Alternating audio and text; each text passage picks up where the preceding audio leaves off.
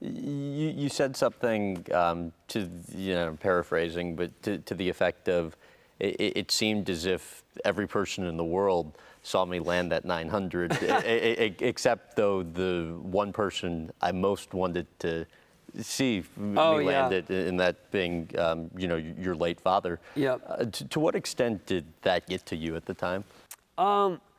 Well, my dad passed away in 1995. He was a huge proponent of skateboarding. He was always supportive of what I was doing. He helped to form the sanctioning body for skate events in the late 80s because no one else was taking the incentive to do that. National Skateboard Association, which is now World Cup, which actually runs X Games events. He saw the first X Games on TV in 1995. And for him, that was a huge moment that skateboarding was on ESPN.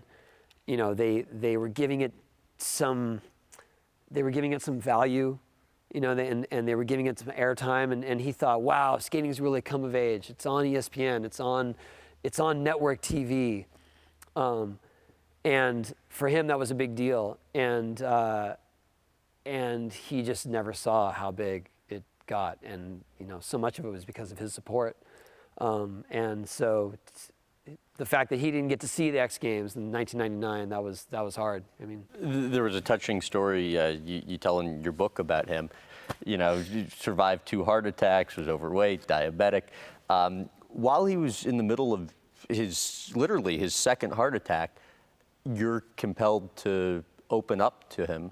Why did you feel that way at the time? It was hard. He was not very emotional, and it wasn't like we got a lot of support that way. There was a lot of I love yous or anything like that. It was just more, I could tell he was proud of what I was doing, and I could tell that he was supportive, obviously, but we just never really bared our souls to each other like that. And I wanted him to know that I did appreciate all these things I did, because I kind of took it for granted when I was a kid.